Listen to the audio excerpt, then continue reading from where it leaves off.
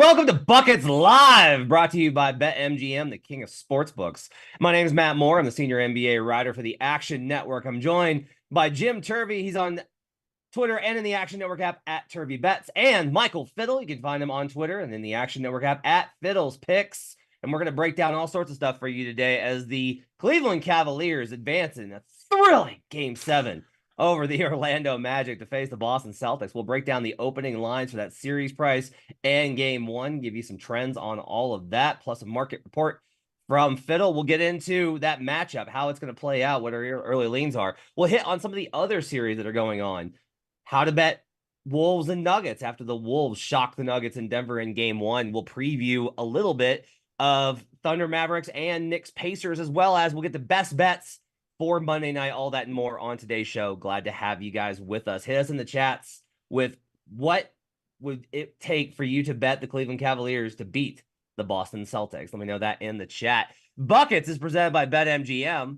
Use bonus code ACTION when signing up to get $1,500 back in bonus bets if your first bet does not win. For new users in Arizona, Colorado, Illinois, Indiana, Iowa, Kentucky, Louisiana, Maryland, Massachusetts, Michigan, New Jersey, Ohio, Pennsylvania, Tennessee, Virginia, West Virginia, and, of course, Wyoming. Bonus code ACTION will give new users in North Carolina $150 in bonus bets for betting just $5. Terms and conditions apply. Must be 21 or over. Gambling problem? Call 1-800-GAMBLER. Take a second as you're listening to this, as you're enjoying your Sunday, your Cinco de Mayo. Have a nice long sip of whatever it is that you're enjoying, be it lemonade or something stronger. And give us a like right now. Hit that like button for us. Helps us out so much.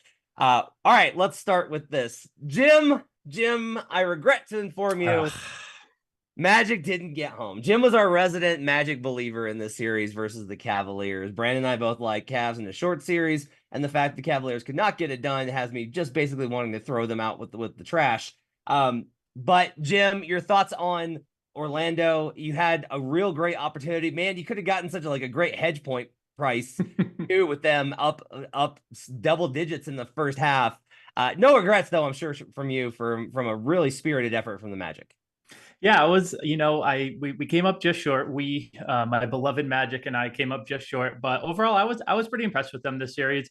I think Paolo Banchero really showed that he is the type of player, that his prototype is the type that I do like to come back to more in the postseason and have a potentially more impactful, more impact in a series that is kind of this grimy, this kind of gross, and offense is tough to come by. His style of, not hyper efficient offense maybe is more suitable to a series like this.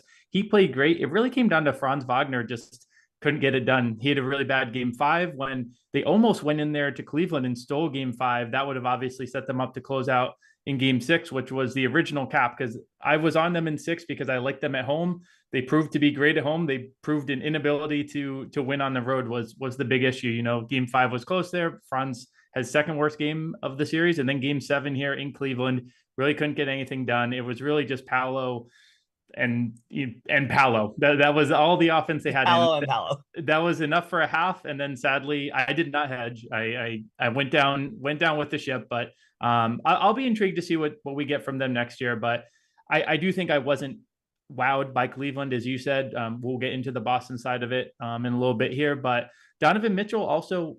He played, I have to give him credit. He, at least on the offensive end, did enough to get them through to the second round, even if he doesn't still look maybe 100% perfect. But just shy from my Magic, but I'll live.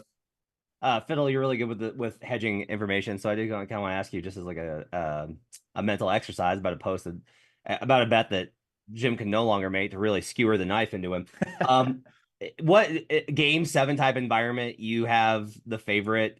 You have the dog in the series, and if you were up and you liked them in 6, but if you had a Magic series ticket and they're up double digits in Game 7, is that a hedge spot, or are you just like, no, you're losing value? You're already like you're gonna win that game most of the time. How do you kind of lay out the parameters for hedging in that kind of a spot? So in general, I try and avoid hedging for as long as I can. We talked about that entering the playoffs. You don't want to try and hedge a series bet unless you kind of have to. When you get to a point where you're like up 10 in the second half, up, what were they, 53-43 at halftime, that is such a strong spot for a Magic ticket. I probably would have done the same thing as Jim in hindsight and not hedge, because you're looking at a 10-point lead with Jared Allen out. I will say the one thing that would get me to start going the other way is if the Cavaliers got in the bonus in that situation early in a quarter, because now you're looking at, okay, I'm reading the live game script, and maybe if they draw 4 quick fouls and there's still 7 minutes left in the third, they might be down 7 or 8 points, and then start to push that comeback just by driving to the lane, creating contact, getting that to the line, and getting those easy points.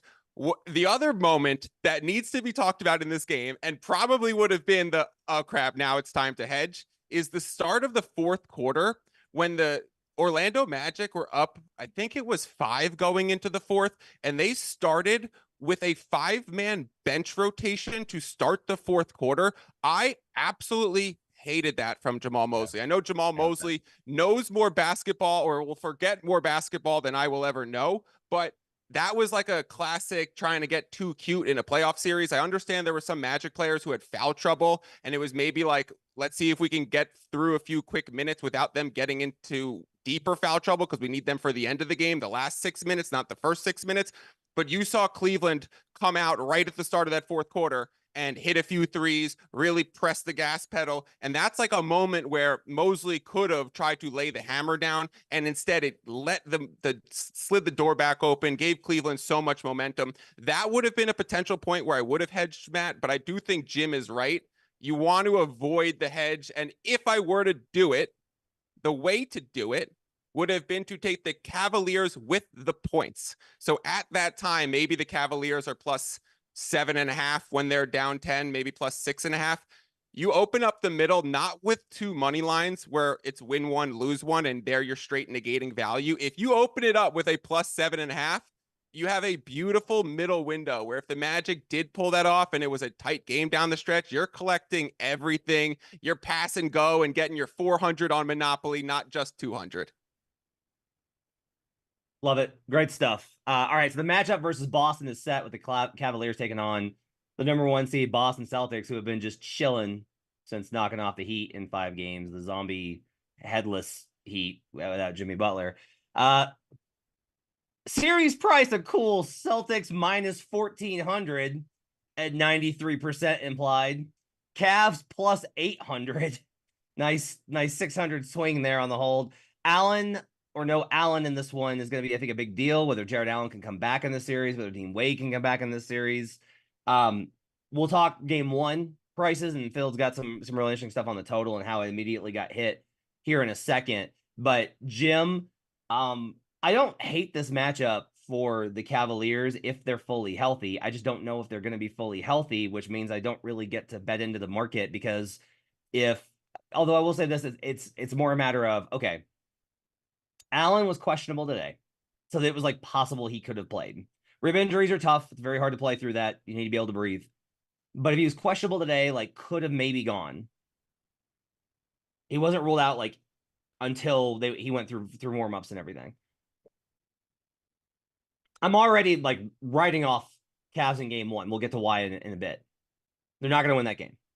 So, okay. But that's built into any sort of Cavs ticket I think you have to take, is like, okay, let me bet them. I know they're going to lose game 1. They could still take, 2 games off the series on the series spread line. How are you approaching this? What are your thoughts on the price and the matchup here as the Cavaliers take on the Celtics? Yeah, I think you made a good point that I think all of us here are kind of in lockstep on that game 1. It's Celtics on rest, Cavs off of a pretty physical 7-game series, albeit very ugly. And it's just 1 day rest. So I think if you want to be on the Cavs, I don't want to be, but you have to at least wait through game 1. It's not going to move a ton, but at least you'll have more information. You'll know about Jared Allen. You'll get a look of Donovan Mitchell in this sort of health. To me, the biggest swing is going to be on Donovan Mitchell. He had enough to score against the Magic, who are a very good defensive team. So that wasn't an easy matchup for him to score against. However, he's now facing arguably an even better defensive backcourt. And more importantly, I think he's facing a team that can punish his I think he's been saving himself for one end on the series that we just saw. He now needs to very much be able to go on both ends, because the Celtics just bomb threes. If he is a step slow or, trying to save himself for the offensive side of things, that's really going to hurt against Boston. So I think you want to watch that game one, see how it plays out, see what Mitchell looks like on the defensive end, see if Jarrett Allen's able to go, and then maybe talk yourself into Cavs.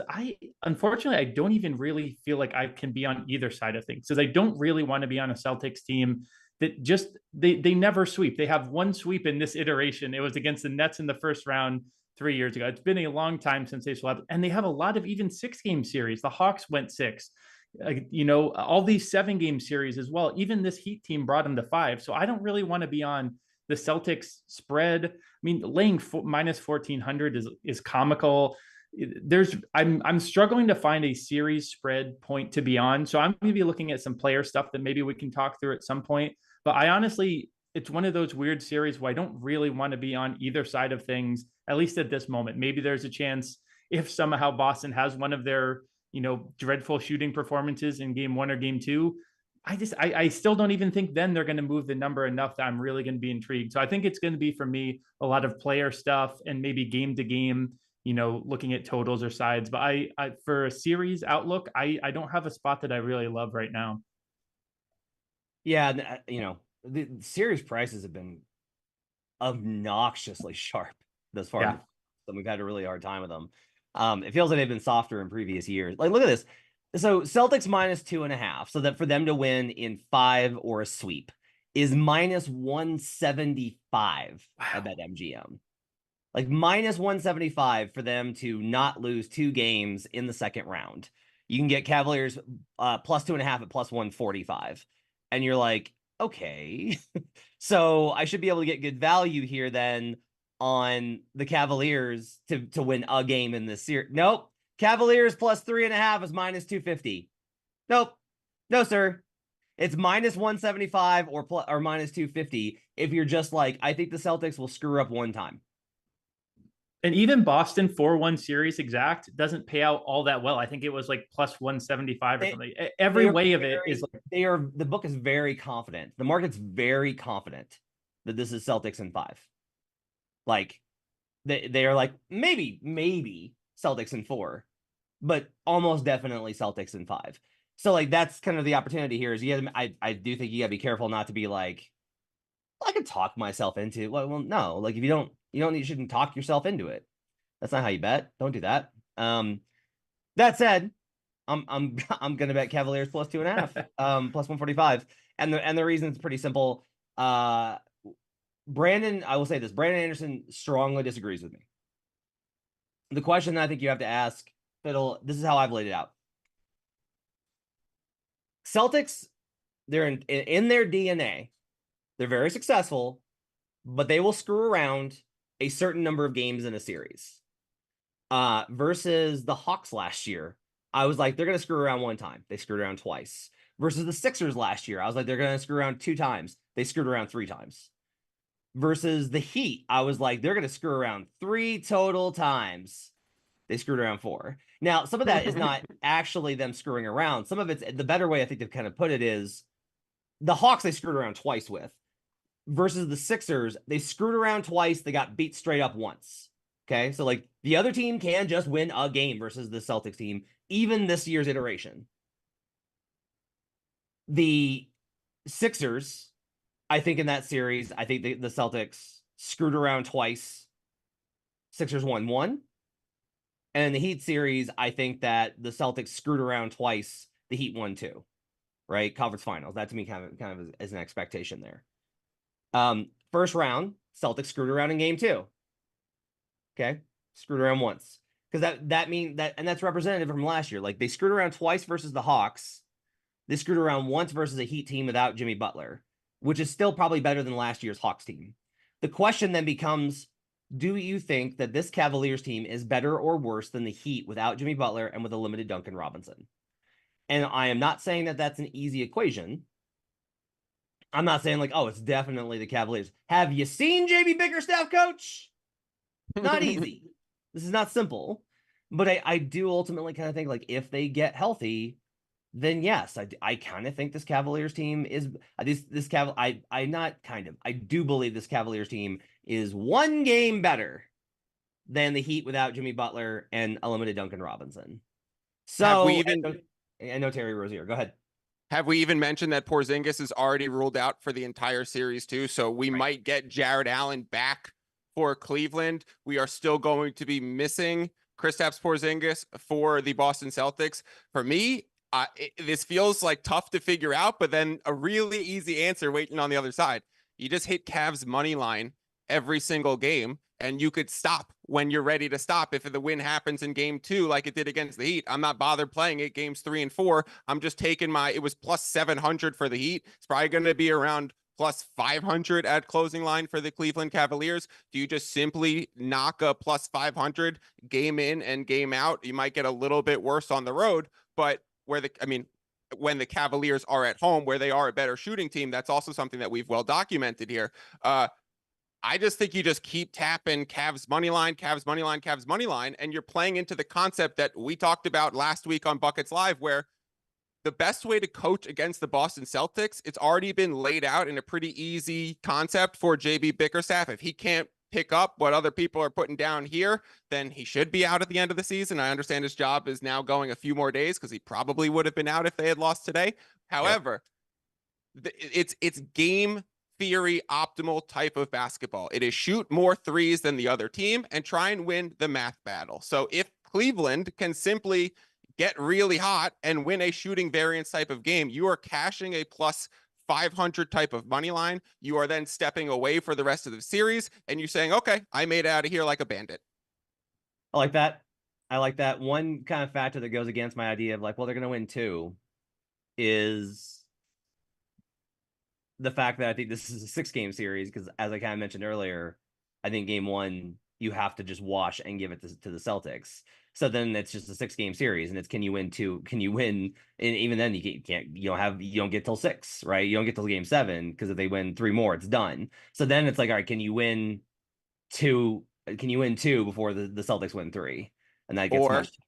Or do we play in game 1 a Cavaliers first half money line, and we're just playing into the concept of Celtics come out a little bit rusty. Cleveland is going to be, a little bit well oiled, but then may burn out on the back end. So hit them on the first half money line and then sit out for the rest of game 1, or it's potentially just skip game 1 from this approach and start playing Cavs money lines games 2, 3, and 4, because we do talk about how rest advantages and travel advantages are harder to come across in the NBA playoffs. By the time we get to games 2, 3, 4, the previous game ended at the exact same time in the exact same location. So those factors are neutralized. But in game 1, with Cleveland coming off a game 7 and Boston having waited for a few days, they're really going to have a strong rest advantage here. But we will inevitably be having that rest versus rust debate in the first half. So maybe you attack Cavaliers from a first half perspective, or just sit game 1 out. One thing to think about, I think, with this Boston iteration, you talked about them playing with their food, and I think to a degree it is playing with their food, but it's also the variance. They're such a 3-point reliant team. Brandon came with some of these stats, but I'm gonna reiterate them here. They're 50-5 when they hit at least 35% or better from 3. That's an absolutely insane stat. But when they don't shoot that, they're 14-30. You get basically a coin flip if they can't reach 35%. So, the Cavs are a team that has that could get, in Mitchell, Garland, Strus, and Merrill, it is a team that could stumble into a 3-point battle, win 2 out of 6. I still struggle to get there, but I think that part of it is the playing with the food. You saw it in the Miami game 2 of the last round, that they were leaving Miami. It was a bit of playing with their food, because it was poor defense and they were content to let Miami fire away. And that wasn't like Fiddle was saying, that's not optimal strategy. If you're going to give open look after open look after open look, you're going to lose the math problem at some point. The question becomes, are they locked in, and will they get 1 or 2 of these like fluky 3-point games to go against them? It's why I could never talk myself into the Cavs for this series on a series price, but the plus 2.5 is at least of vague interest to me, because you also could get, we saw the last 2 games, Donovan Mitchell put up 89 points combined. He's not doing it perfectly at both ends, but his offensive ceiling is still the type of guy who can kind of go in and win you a game in the playoffs. So if you add in the Mitchell factor, plus maybe a fluke 3-point variance game, because Boston's so reliant on the 3, I can talk myself into at least not fully writing off, a Cavs series spread, whereas Cavs series overall, I really don't want any part of. I think I'm just going to take Fiddle's advice and just hit the Cavs money line starting in game 2. I think that's probably going to be like how I'm going to go. I like that angle, particularly because I think game 1 is going to be an absolute dog walk. Celtics are minus 10.5. Total's 208.5. I want Fiddle's advice on the total. We got to talk about the total here, Matt. I know. He's very excited to talk about the total. I do want to hit right off the top the game 7 trends because I think go for it. It's a great one. Raheem Palmer's the one that got me on this. Shout out to Raheem, former member of the Buckets crew over at the Ringer Gambling Show. Teams off game 7 is dogs. 12-29 straight up. 18-23, 43% against the spread. By the way, surprisingly, in that spot, overs are 23, 16-2. Just thought that was weird. Double-digit dogs are just 4-4. But here's the deal. Against top 2 seeds, if you're facing a top 2 seed and you played a game 7, 11-30 straight up at 27.7% and 16-25 against the spread at 39%. So teams have covered top 2 seeds versus a team coming off of game 7 have covered a cool 61% of the time since 2003. The average margin in those games for a top 2 seed straight up is 8.2. ATS is minus 2.6. The Celtics team is historically good against all those kind of measures. So they're not just a normal top 2 seed. They're a top-end elite top 2 seed. So I can only lean towards, I already bet Celtics minus 10.5. I just think it's got to be the play here. You're coming off of game 7. It's such a, I think the biggest factor, it's not, I don't think the fatigue. I actually think it's that if you're the Cavs, you're just like, okay. Like, there's so much tension around game 7. This could be the last game of our season. We could be going home. We got to win this game. All of that. And then immediately, you have to get on a plane. Like, that's it. Like, you have this extremely big, physical, grinded out, ugly ass game. You take a deep breath. Hey, guys, got to get on the bus. It's time to go. We got to fly. We got to go. We got to go to Boston. That's tough. So the 10.5, I think, is the play. I've already bet it. I'm willing to lay the points with them. I will go ahead and say that the Celtics are going to smash them in game 1. I don't want an alt. I'm happy with the 10.5. That's fine. I'm not going to mess around with a 19.5 or anything like that. I will just happily take the 10.5 here. 208.5 is the total, but that's not where it opened, Fiddle. Talk to me about the total. One question real quick. You gave a really interesting stat there. When you said it's minus like 2.6 points for the ATS against the spread, that means that it's 2.5 points greater towards the favorite, correct? Yes. Okay. Favorites cover by 2.6 points. Great. I just think that's a very relevant and interesting stat that can then be applied because it carries, it weights in each game's price. So those stats are very valuable because it's weighted based on how the books are pricing these things. Okay, let's talk about the total in Cavaliers versus Celtics game 1. Let's talk about by far the biggest bet that I will have on these NBA playoffs. And let's talk about how to react when there's such a discrepancy and a volatile market. So what I'm about to say, it might be confusing. I'm going to go slow. I'm going to check in with these guys and make sure that they're following me. I'm going to try and explain some math on a podcast without being able to write it down. One of the worst ideas, but we'll try and work through it together slowly.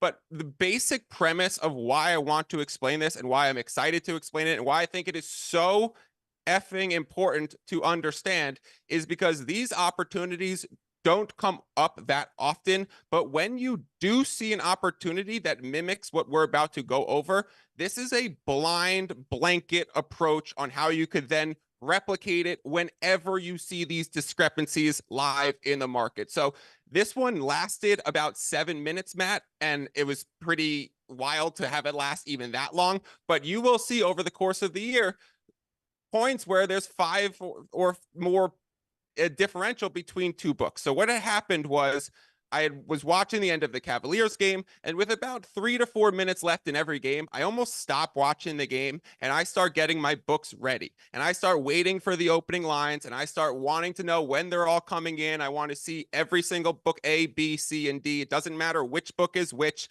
just whichever ones you have access to, have them up and be waiting for opening odds. So let's use book A. Book A comes out and opens the line at 208.5.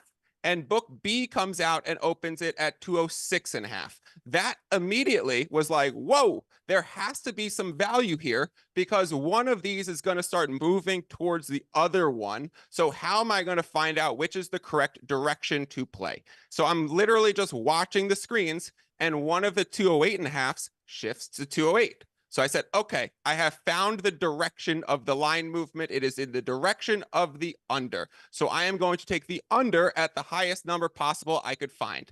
And then book C starts to come available. Are you guys with me so far? Check. Yes. Okay. And then book C starts to come available, and book C prices this at 216.5. Now, my first assumption was, well, that's a typo. That should be 206.5, just like the other one. However, if a book is going to lay a bad line, you smack it and you hammer it and you lay down Thor's hammer. And I don't care about units. You bet what you can at the limit if you're willing to risk that much. So I just bet whatever my limit was with book C. And I took that 216.5 towards the under for a massive amount, knowing that I have so much insurance and flexibility with the rest of the market hanging around 206.5, 208.5.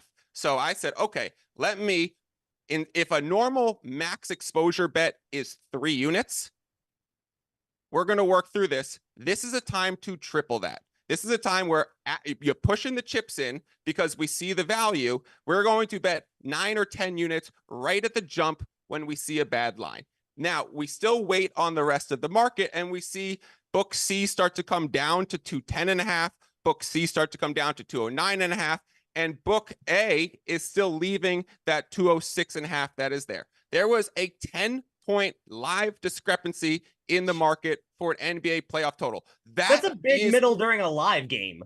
That's a big live middle. That is absurd value to obtain. So let's describe how we're pricing in the value. If you are betting 1.1 units to win 1 on over 206.5, and you are betting 1.1 units to win 1 on under 216.5, you've created what's called a positive middle, where you can win 1 or lose 1, or you could potentially win both. But there is no number that exists above 206.5 and below 216.5 that makes you lose both bets. It is virtually impossible to lose both bets. So if the worst case outcome, you win 1 and you lose 1, you win 1 unit back and you lose 1.1. So our net loss in this situation is 1/10 of a unit, and our max win in this situation is 2 units, which correlates. This is when we're getting nerdy. Does that make sense?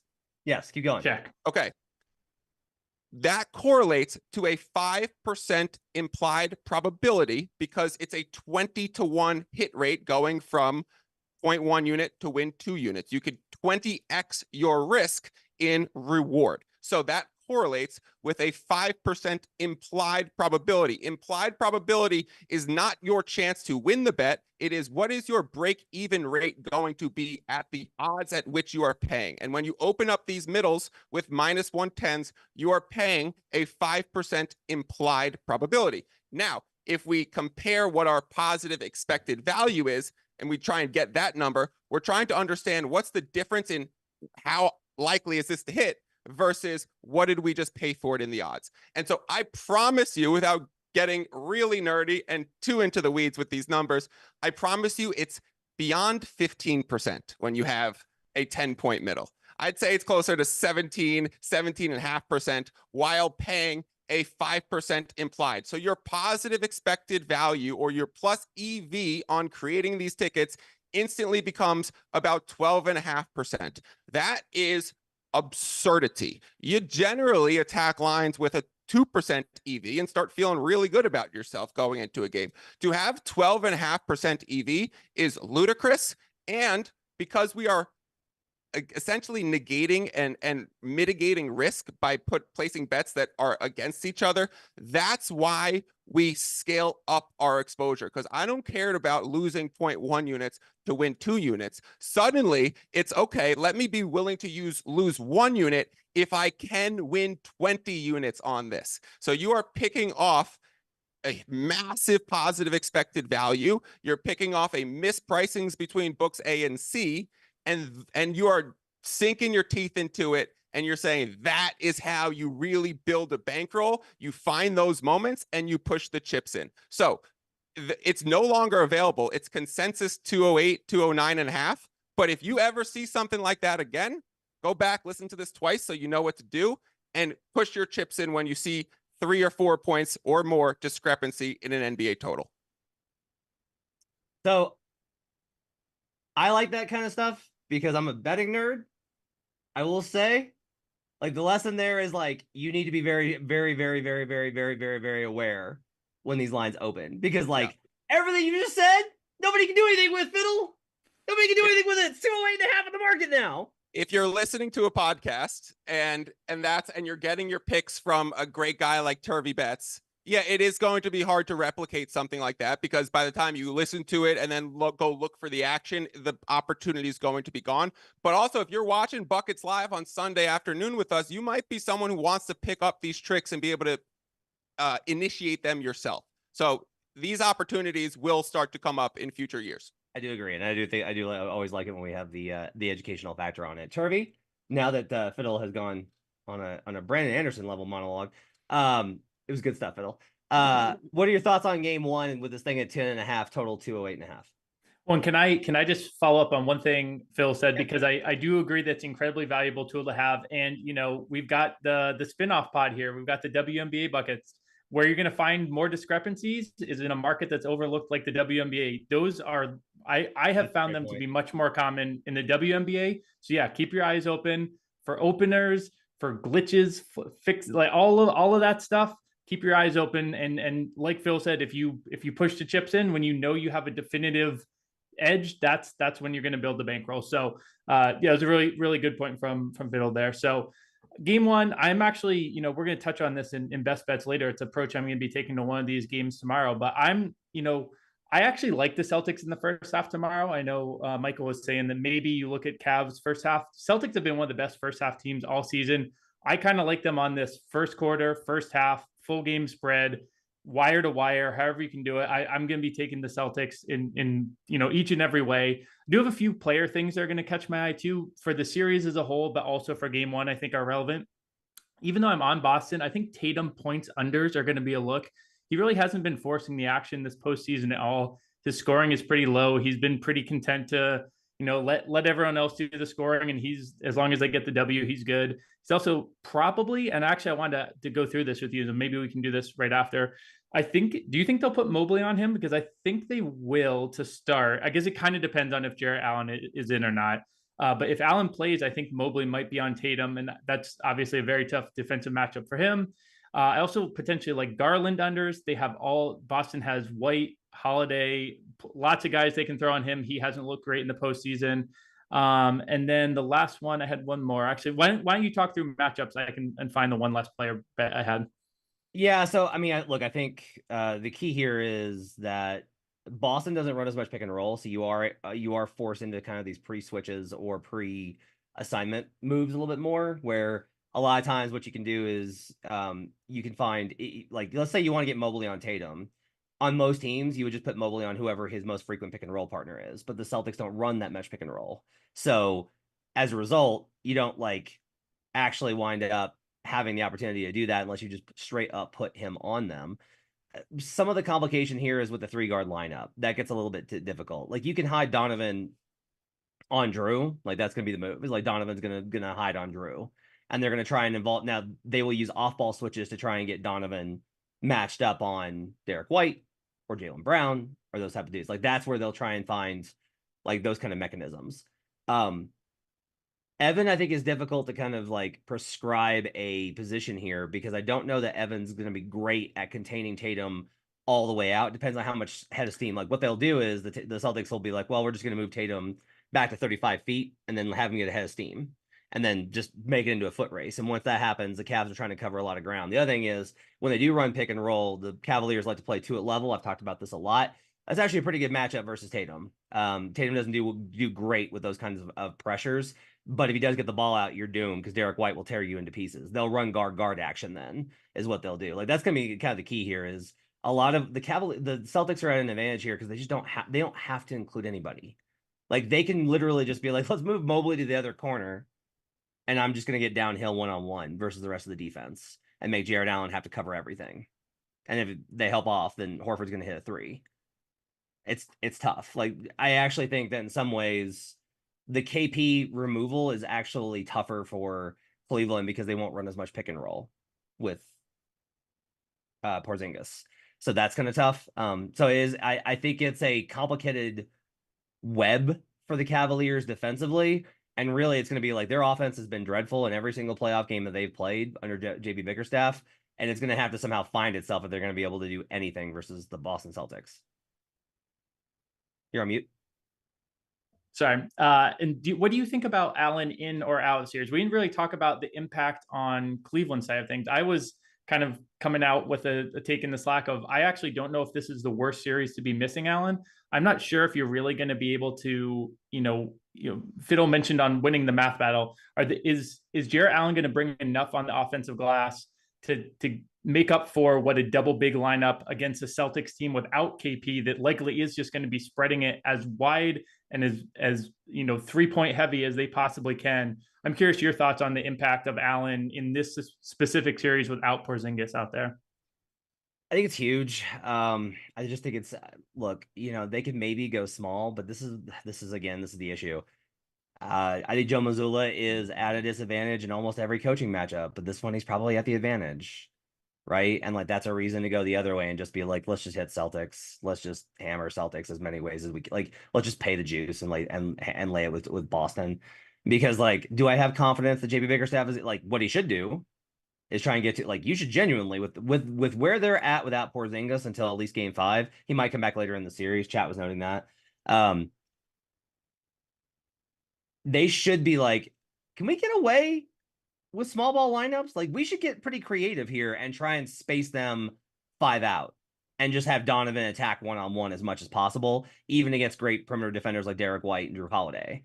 You should just be like, let's put as much pressure on them, force them to contain, and then try and kick. The problem with that is that the Cavaliers don't have the shooters that the Celtics do. Well, I was gonna say, what about if they do have Allen, of having Allen and Mobley and then just bomb threes, and it's literally, let's take as many threes as humanly possible, grab as many offensive rebounds as humanly possible, and try to win it on the math somehow. Yeah, that's a great strategic idea, Jim, that they will not go to. Yeah. They will not. They will have those possessions where it's Darius Garland driving to a clogged paint with Mobley and Allen just kind of standing around. It's not that the roster doesn't make sense, because you could definitely do it. Ask Chris Finch. But like Mobley's inability to effectively space the floor is a big problem here. Yeah. Like they just don't. Like they need to get outside of their comfort zone when you're this much at a disadvantage. When you're facing a team this good, you need to get wild. Like you need to be like, can we get away with Isaac Okoro at 5? Like what happens if we do that? Like that's the kind of stuff that you need to do. Now, if Allen comes back, I like the idea of running a lot of one big lineups and just being like, man, let's have Donovan and Jared Allen and 4 shooters or 3 shooters. Let's just run that combo over and over and over again and pick and roll them to death. Because they don't have Porzingis for protection. You put Horford in as many pick and rolls as possible. You attack downhill with Donovan Mitchell. You get the lob threat from Jared Allen. That I like a lot. A lot of this is just like, I don't know, like what is Evan Mobley going to do offensively in this series? Like you have to be able to produce offense, even if your defense is on point, which is difficult with your personnel against the number 1 offense in the NBA. Even if you do that, you still have to score with them because their baseline floor is so high. And the Cavs don't maximize anything. So that's why, like, again, if you're going to take Cavaliers plus 2.5 like I am, it's mostly built off of the Cavaliers are like the Celtics are going to screw up that much in a series because that's what they do. And it's not really about Cleveland. It's like you could just fill in a team here. And I think that's a pretty effective kind of thing here. I am kind of really curious. Like, look, Darius Garland has not had a good playoff career, has not been good in 2 straight series. Not great that he's going to go up against either Derek White, Jrue Holiday, or I was going to say, and now the matchup doesn't get any easier. not terrific there. Who would you one more matchup question. I'm curious, who would you now, maybe because of their scheme, you're going to say it doesn't matter as much, but how do you think the backcourt lines up defending Cleveland? Do you think White is on Mitchell? Do you think Drew is on Garland, or the other way around? Or yeah, I think it's White on Mitchell, Drew on Garland, Brown on whoever, like Strus / whoever the fill in the blank shooting guard or small forward is. I think so Brown takes that. I'll like those Cleveland guard turnover looks too, potentially going up against those guys, and with the usage we think they're going to have to, like the offensive load that they're going to have to carry. I think turnover looks could be really really good for Cleveland guards going over on those. And so Tatum will guard Mobley. Yeah, which is not good for Mobley.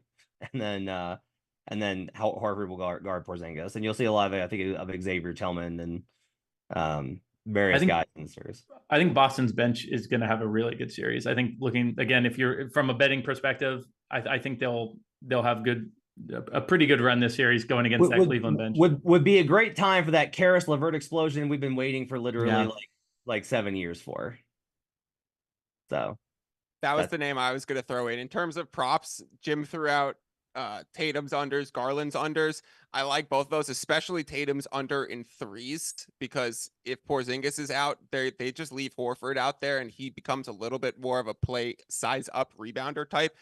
And then on the other side of the ball, I'm just going to be hunting Isaac Okoro threes and Karis LeVert threes, escalators at plus money. That is the key for the Cavaliers to stand a chance.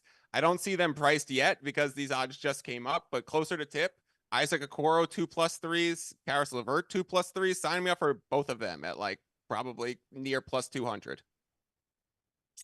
All right. Want to let you guys know the WNBA's NBA season is right around the corner, and Buckets is spinning off our WNBA episodes to its own feed. So you can get Maria Marino and the rest of our WNBA crew, including one Jim Turvey, doing their thing there. The first episode is out now, and more are released every Tuesday and Friday mornings. There's a link in the episode description to subscribe, so check that out. Make sure that you are subscribed to Wuckets. All right, let's get into this. Which semifinal series do you guys have the strongest feel for? I want to get into Wolves Nuggets real quick. We're going to do this kind of lightning round so we can get the best bets. We're one game in. Wolves take game one. Phenomenal performance from Anthony Edwards because he is the fucking man. The 3-point stuff, I think, from Jokic. Jokic takes nine 3-pointers in game one. They were mostly good looks. This is a real pressure point in the series because guess what?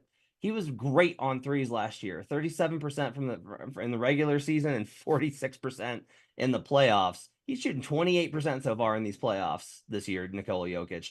A lot of those were very purposeful 3-pointer attempts from Nikola Jokic. He's trying to get them. What he wants is he wants them to have to close out on him, for him to pump fake and then drive around them. What's the easiest way to get great rim protection to be neutralized? Drag him out of the paint and then get behind him and you're able to score. Wolves did a very good job of being like, we're going to contest it, but if you can hit it, you can hit it. And he hit one late that was pretty big, but he also went 2 of 9. He had some really bad misses here. Turvey, what are your thoughts on Jokic's 3-point odds? And I want to get into Turvey's thoughts or Fiddle's thoughts on that as well. Yeah, I think so you kind of led in with the question of which series you have the best feel for.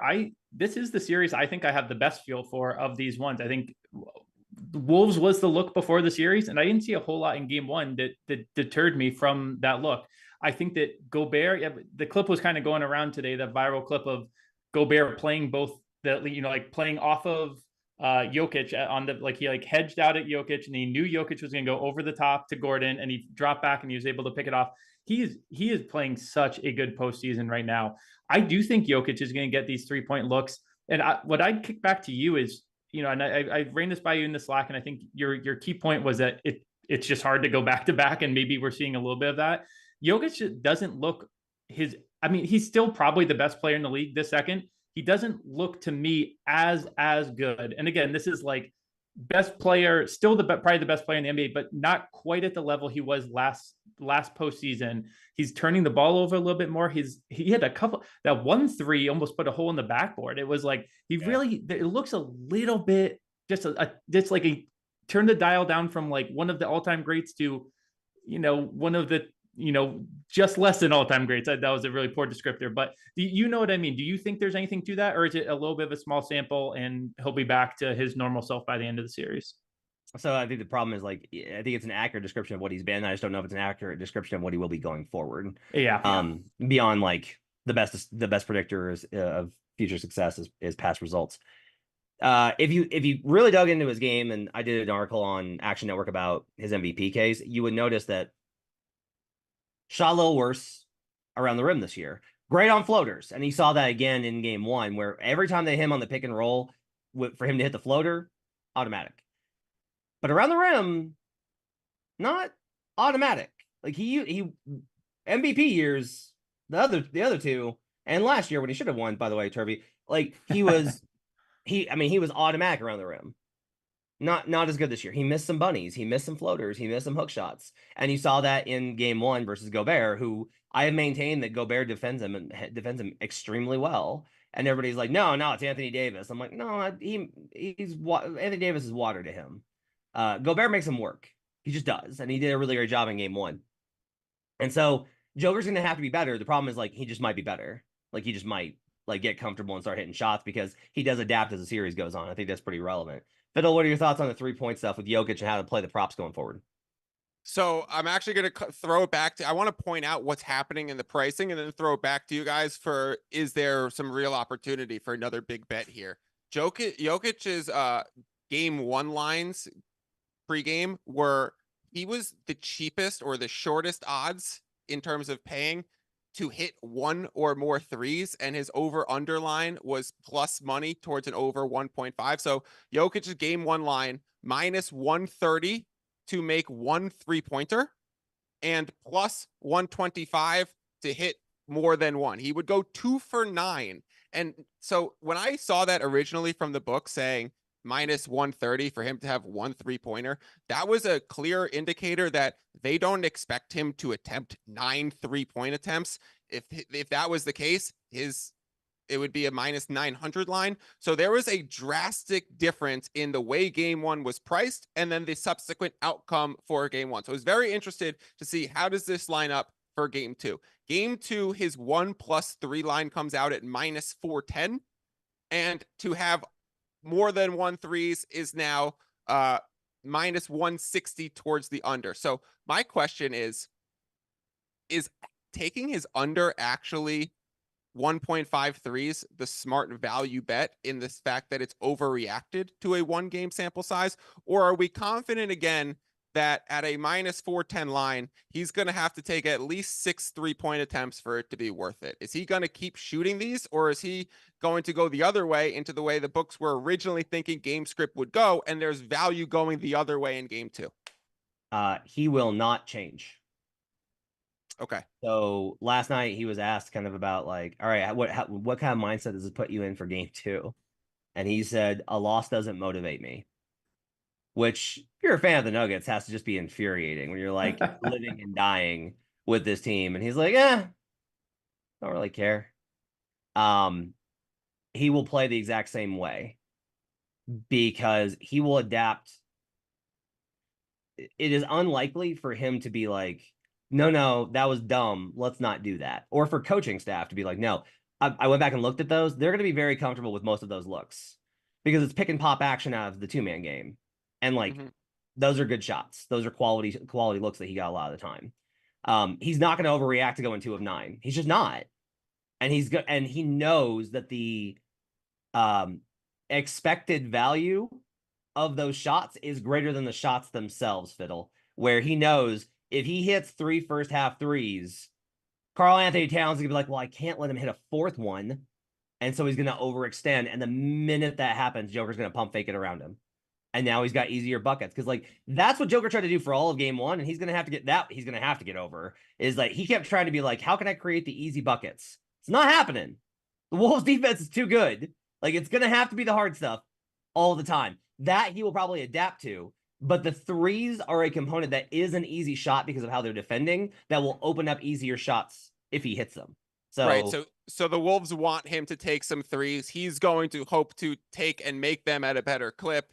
And then it goes back to an old astronaut saying, I heard an astronaut say that they were scared of heights, and it turned out they were just scared of gravity because they went out into space and they were floating around. So it's really it doesn't matter if he makes or miss them. What he really wants to do is open space on the floor and create gravity with his ability to shoot the three. And just having the attempts is what's going to help the Nuggets offense create easier shots. Right. Thunder Mavericks. I need to dive in this one because we need to wrap up here. Thunder Mavericks. There's been just like a ton of movement towards Dallas. This market has shifted incredibly strongly towards the Mavericks. We'll have a series preview up for you tomorrow on this series on Monday.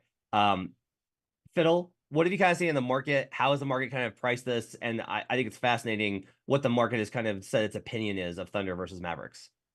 Yeah. I often say the market knows more than me about basketball, so I will listen, but your choice whether or not to listen to these kind of things. But the market loudly just said the Mavericks are the better team.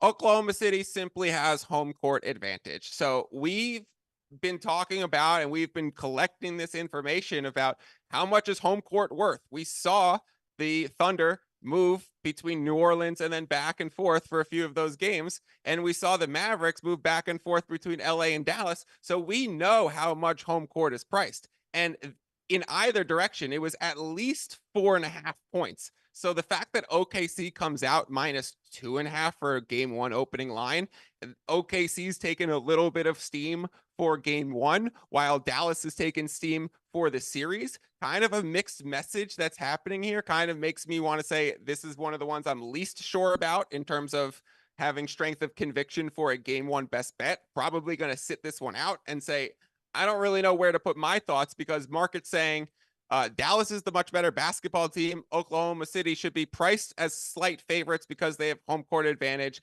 You decide what's worth what. We all just agree that Dallas is the most annoying team to bet in this post. I feel like their round one series, that was the one I had the least conviction on. Now, part of that was the Clippers, who were probably the second most annoying team. But now we get them against the Thunder. My series lean is Thunder. I've been higher on the Thunder from the start of the postseason. I loved what I saw from them against Pelicans. My only thing is I think that they might struggle a little bit. Dallas is so ISO heavy and they really don't turn the ball over, especially live turnovers as much. And that's such a big part of the OKC offense. Yeah. I might look towards maybe something like an under, but overall, this series annoys me. I'll be excited to watch it. It's going to have a lot of stars, but I was annoyed when it became clear that it was going to be, well, once we got the bracket, it was either Dallas or Clippers. One of them had to go through to the second round. I like audibly groaned because I hate betting both of those teams. So I probably won't be doing a whole ton in this series, to be honest. It's definitely the one I have the least feel for.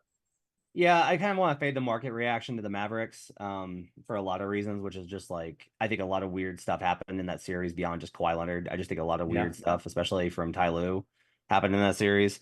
And the loss of Kleba is the kind of move that the market's going to be like, shrug. It's Maxi Kleba. He can't make a real big difference. It's Maxi Kleba. Like, that's not even that can't even move it by a half point. But he was pivotal in that first round series. Like, he's pivotal for the counters that they got to. And a really great way to counter OKC is to do what? Go big. You want to go big and you want to beat them up inside and just shut off the paint and then, stunt them. The other thing is, like, that was a lot of it is the Mavericks were like, haha, no paint for you. You'll have to make threes. And the Clippers were like, oh no. Which I don't know why, but they were just like, we can't shoot at all. And the Thunder are going to be like, cool, no problem, bet. Now, the counter to that is maybe that what happened in the regular season continues, which is like a lot of Dallas's post all-star success and they added the guys was just like, no one could shoot. No one could shoot. And so if that continues, if that voodoo continues to happen, then I think the Mavericks are in a good position to steal the series and win it, and then take the Mavericks fans will take infinite victory laps over Shai Gilgeous-Alexander. So that'll be fun. All right, we're gonna do picks for Monday night. We got 2 games on the slate. We're gonna get to those right now as we start here on Best Bets on Buckets. Welcome to Buckets, brought to you by BetMGM, the king of sportsbooks. Appreciate you guys being with us here on a Sunday night. For Monday, we're going to give you best bets in the association in the playoffs for Monday, May 6th in the NBA playoffs. I've got Michael Fiddle and Jim Turvey here with me.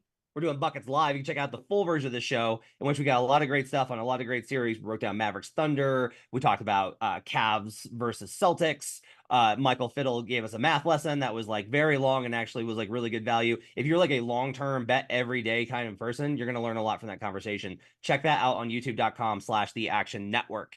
Let's do picks for Monday night in the association. Jim Turvey, what are your best bets? Got Donte Divincenzo under 2.5 threes, and I've got Denver, a little escalator here. First quarter, first half, full game combo at plus 189. All right, Michael Fiddle, do you have best bets for Monday? Denver -5.5. I am also on Denver -5.5. What could go wrong? Jinx. Yeah. So, I mean, look, yeah, if the Wolves win this one, then the series is over and the Wolves are going to the Western Conference Finals and it's going to be a quick series and it's good for them.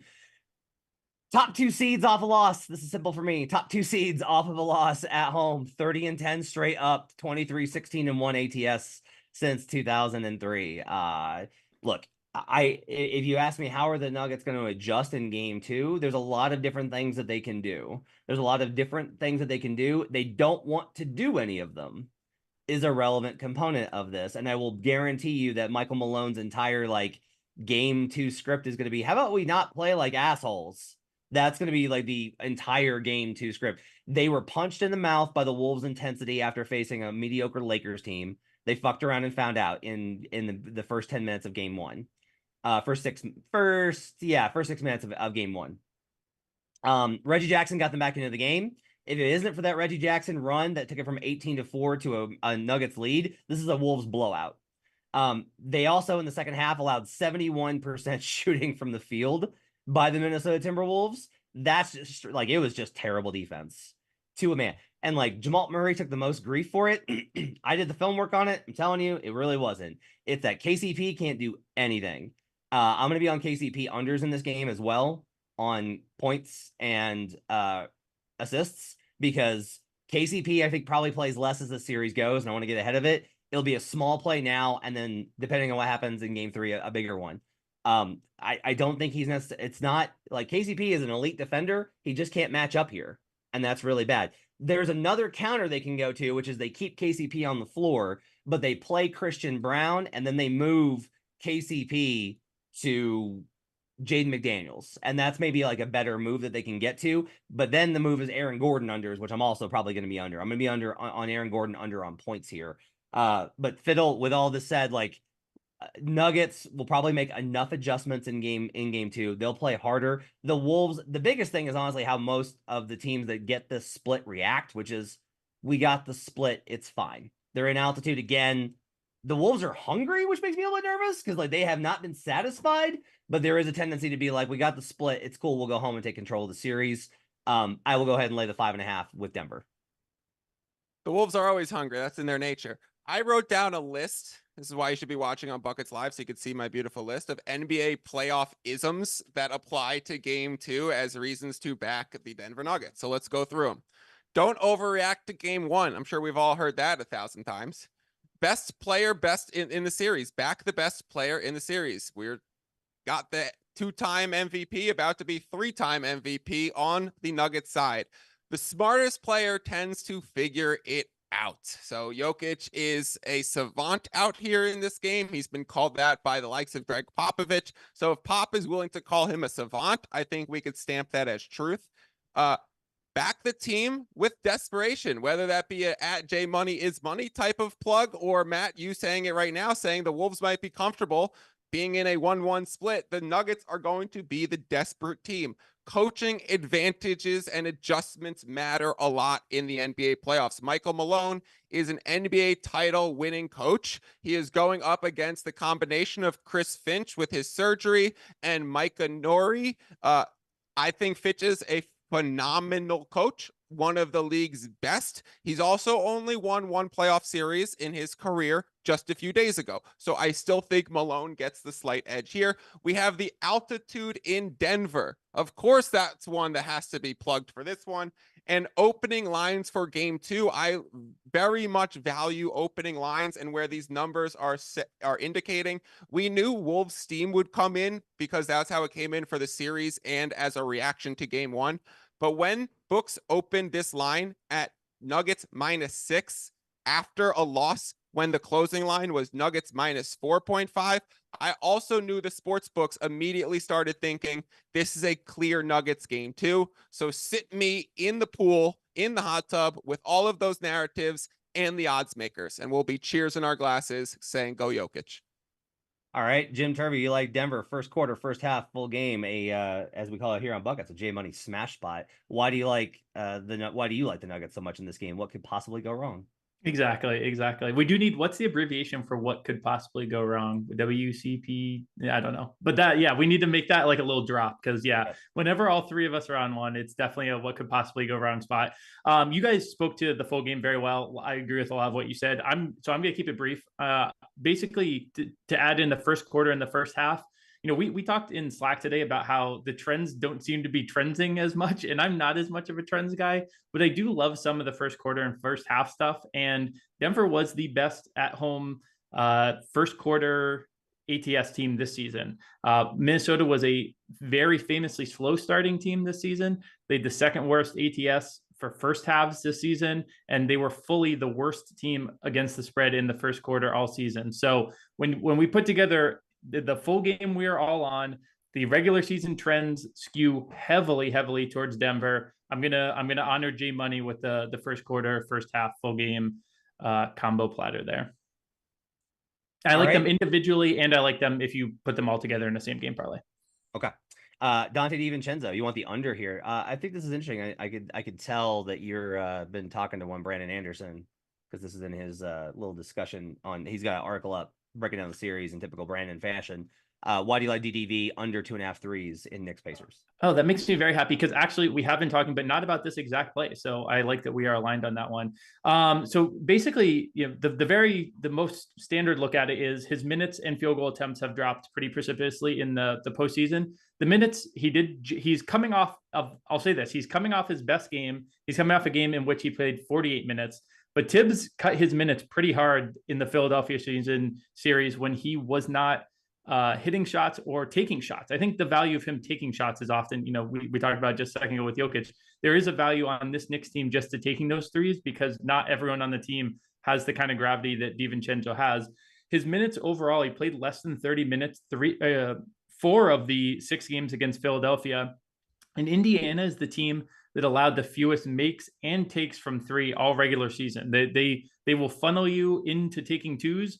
That's part of why Jalen Brunson's series points per game line is at an absolutely bonkers 34.5 is the number that the books gave out. That's absolutely insane, but it makes perfect sense if you look at how Indiana defends, what their defensive backcourt is like as a whole.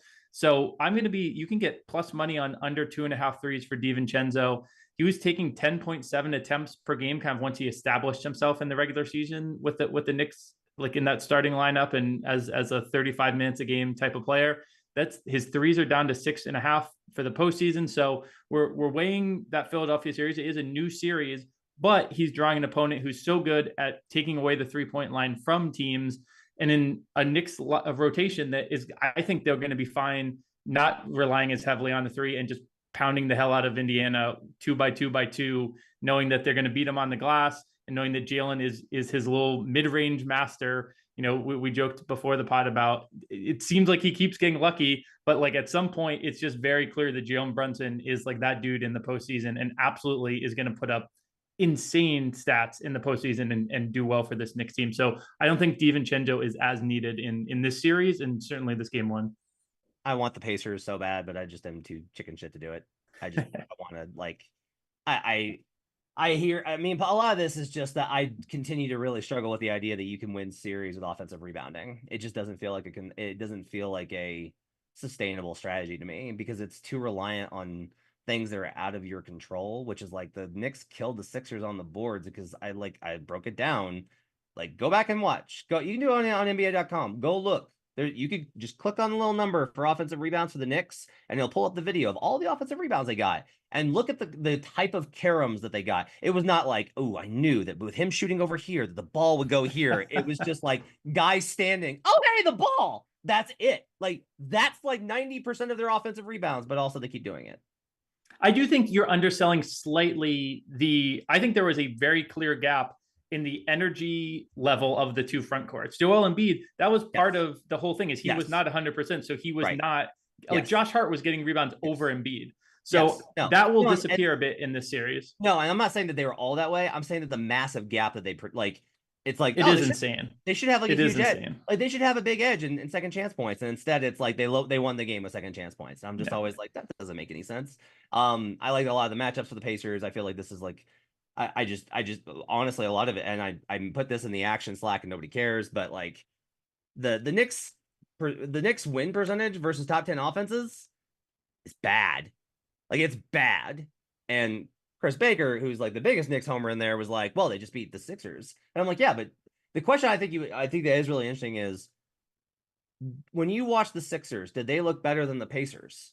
And like, I think there's this idea of like, well, yeah, the Pacers struggled with the Bucks without Dame and Giannis. And I'm kind of like, the Bucks still had guys like Chris Middleton, and they had to play more defenders. And the Bucks, like, they're still like a competent veteran team facing a team in its first playoff appearance. And I'm sure that the Knicks are going to overwhelm them with effort and energy, and then they'll win the series. I just think the market's just a little crazy about it. Well, I'll say this. I was on the Knicks in that first round. I'm not on the Knicks this second round, in part because I think the price is right now. It's kind of skewed heavily towards the Knicks, but I definitely don't see value at the number as is on the Knicks. I think the market has figured them out a little bit better in this second round series. So I think you're right to not be as scared against the number for this Knicks team in the second round.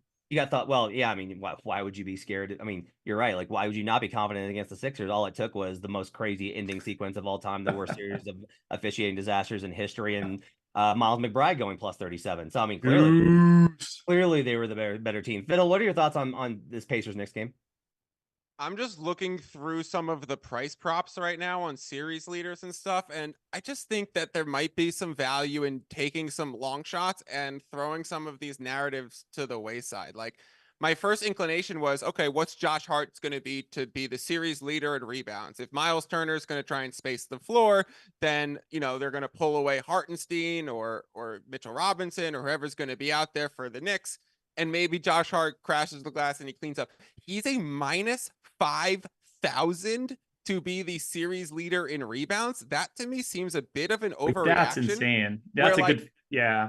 Pascal Siakam's plus 1,400, Hardenstein's plus 1,500, and Miles Turner's plus 2,500. Why am I not just betting quarter or thirds of units on all of them and saying I'm just fading Josh Hart being the series leader of rebounds? Like, that's the first thought that came to my mind because he's got that dog in him. You see it on the X-ray because he's got that dog in him. All right, it's gonna do it for buckets. My thanks to Tito for hanging out with us here on a Sunday doing the production, as well as Jim Turvey and Michael Fiddle. Thanks for hanging out with us. If you want to check out the full show, go to youtube.com/The Action Network. You can check out the Buckets live version. We'll have more versions for you this week. Couple programming notes. I've got Action Island Monday night at 5 Eastern. There's going to be nothing but bet on Tuesday. I'm going to have another Action Island on Wednesday. There's going to be Buckets Live sometime this week as we get down to these two series and we find opportunities to actually do them when they're not in the middle of the night, East Coast time. We're going to have Knicks Pacers series preview up in the AM. We're going to have Thunder Mavericks sometime on Monday. We're going to have all of this stuff for you. We got lots of stuff for you continuing in the second round. Follow these guys on Twitter and the Action Network app. We'll see you guys again next time. Thanks for joining us. Till then, let's get buckets.